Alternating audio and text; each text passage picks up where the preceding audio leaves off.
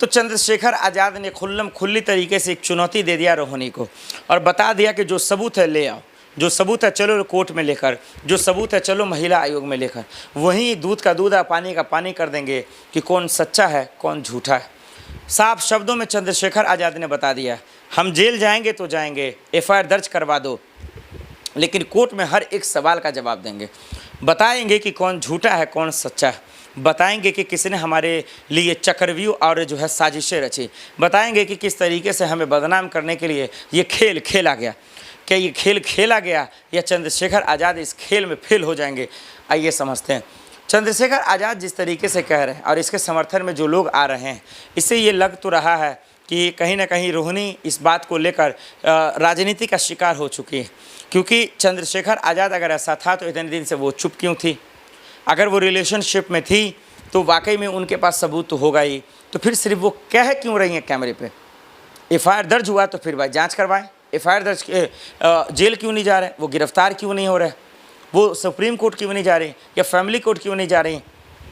अगर आपके पास दस्तावेज है, वीडियोज हैं, सबूत हैं और आपको डर भी नहीं लग रहा, क्योंकि वो लड़की रोहिणी साफ शब्दों में कह रही मैं चंद्रशेखर से डरती नहीं, वो उनको गुंडे बता रही हैं कि उनके समर्थक भी ऐसे हैं, तो मैं उनसे डरूंगी नहीं। वो डराएंगे धमकाएंगे और उनको फ़र्क भी नहीं पड़ रहा, तो वो बोलते क्यों नहीं? आज जब चंद्रशेखर बोल रहे हैं तो ये चुप है।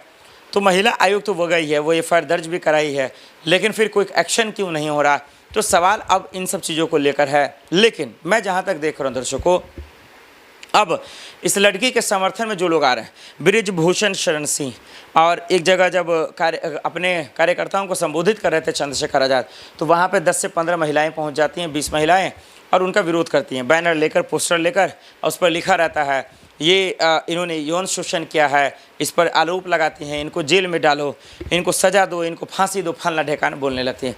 लेकिन पुलिस प्रशासन उनको कंट्रोल करता है और उसको रोक लगाता है। तो सवाल ये है कि क्या ये एक साजिश है या फिर हकीकत है? ये एक साजिश है, ये एक कहानी है, ये साजिश है, ये एक अफसाना है? क्योंकि हमारा आप देख रहे हैं कि किस तरीके से जो है रोहिणी कह कुछ रही है, कर कुछ रही है।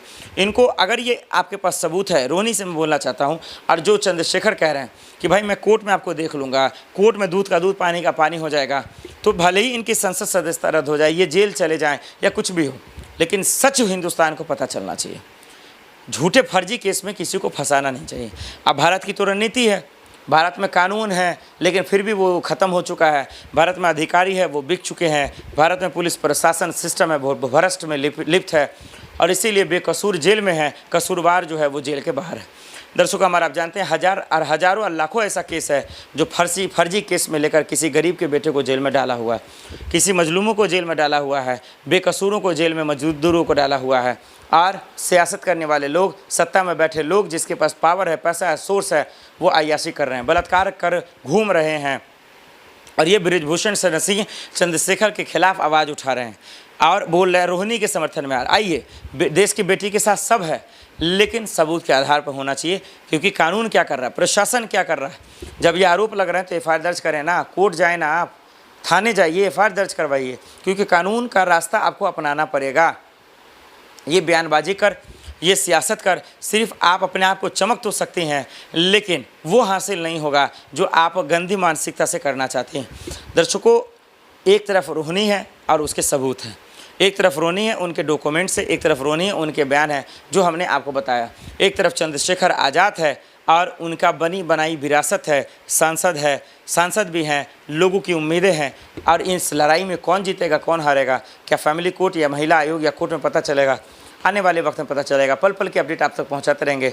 आप दर्शकों का क्या कहना है हमें कमेंट कर जरूर बताइएगा। फॉरवर्ड न्यूज़ देखने के लिए बहुत बहुत शुक्रिया।